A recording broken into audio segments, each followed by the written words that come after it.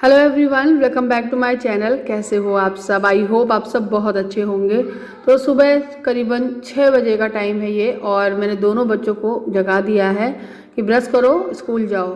दक्ष थोड़ा सा आनाकानी करता है, बस मुश्किल सा 5%, बस इससे ज़्यादा नहीं।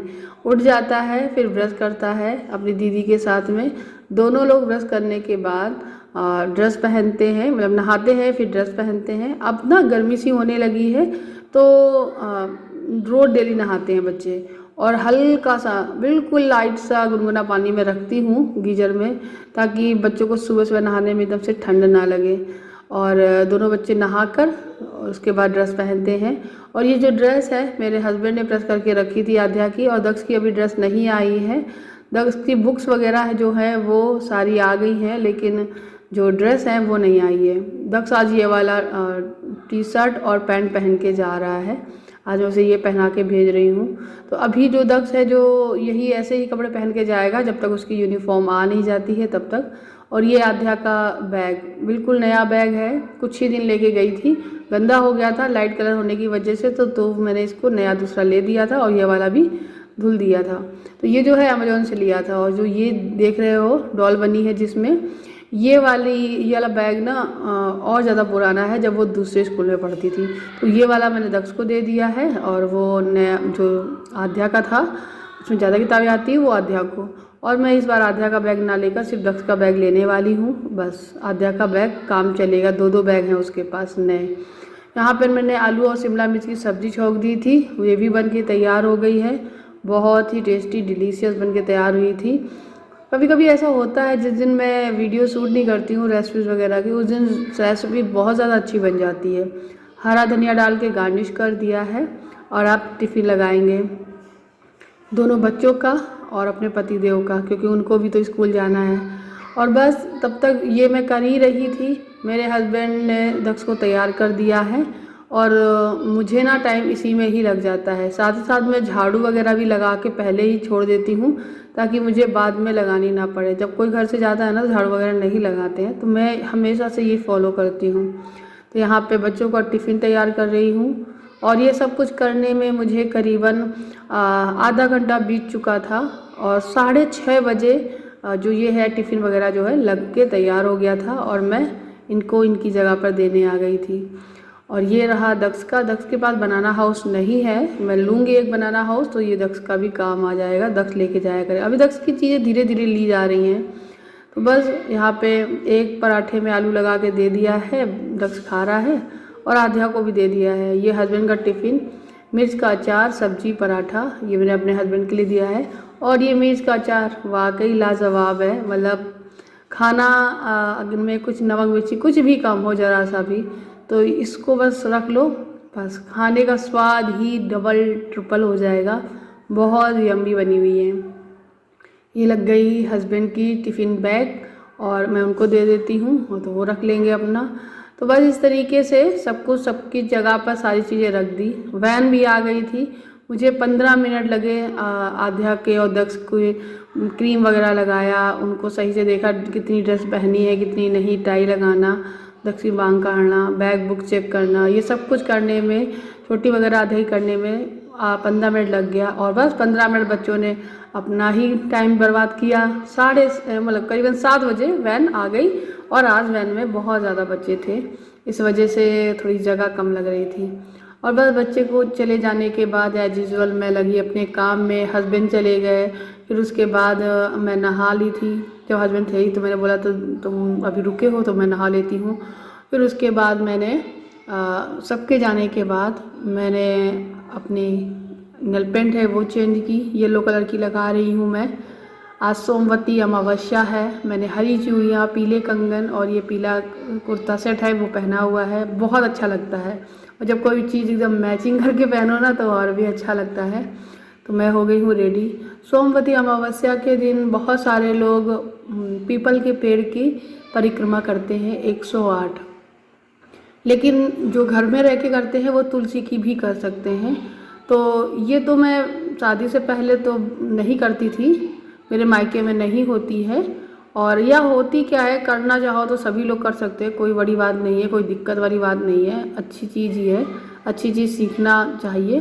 तो मैं ये शादी के बाद ही मुझे पता चला, मेरे ससुराल में होती है, तो फिर मैं करने लगी थी। और ये जो है 108 मखाने निकाल रही हूँ यहाँ पर मैं।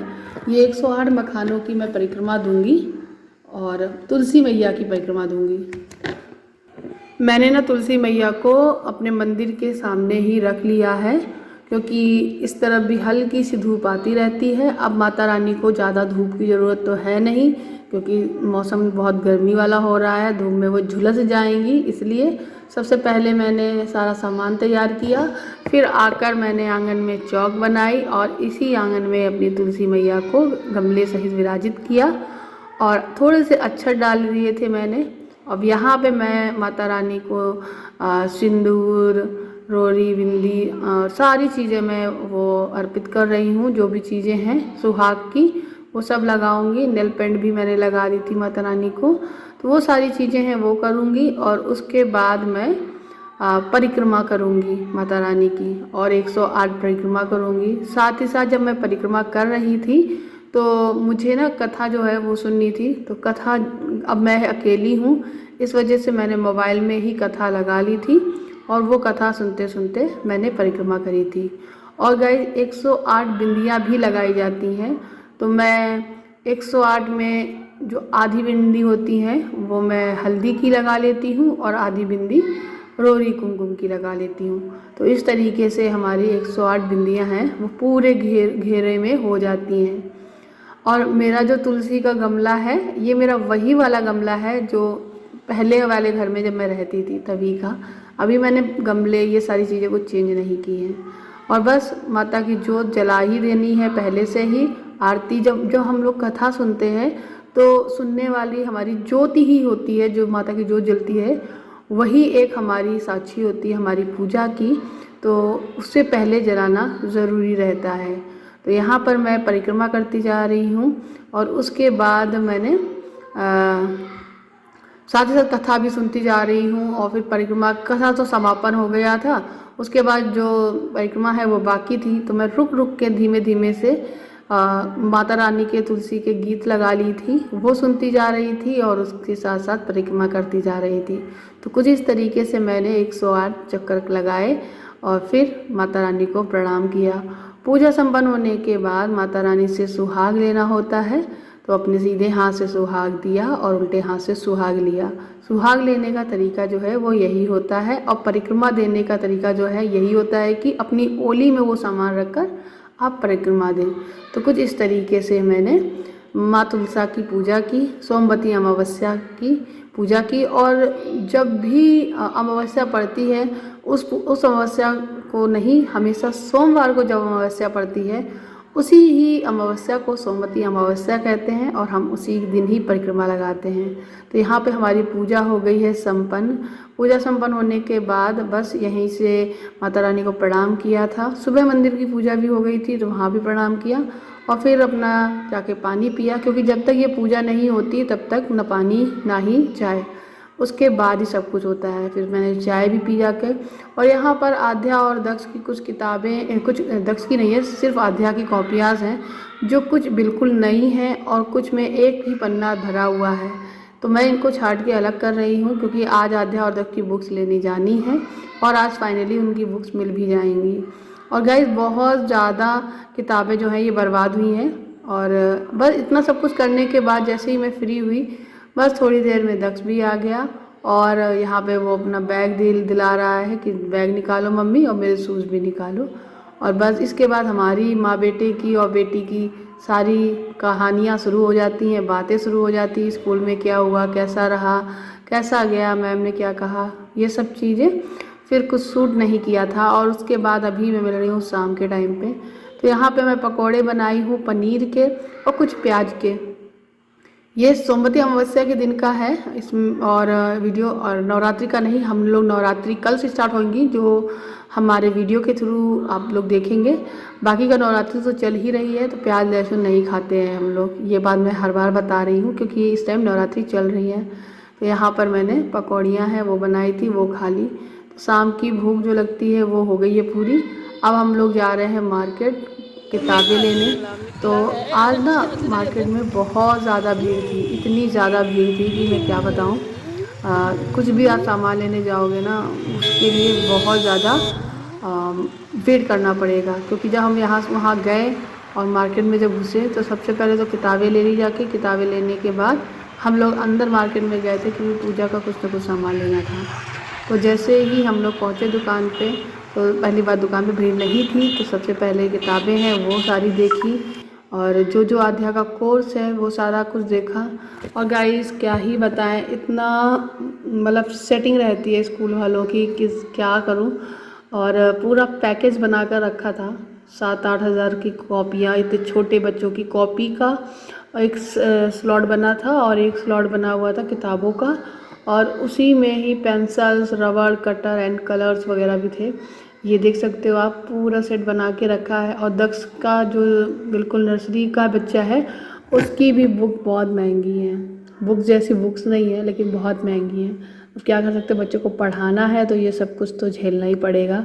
कुछ नहीं, इसमें सिर्फ और सिर्फ स्कूल वालों की वो होती है, थोड़ा सा इन लोगों का मिल जाता है एक्स्ट्रा इनकम, ये कमाई का जरिया होता है और कुछ नहीं।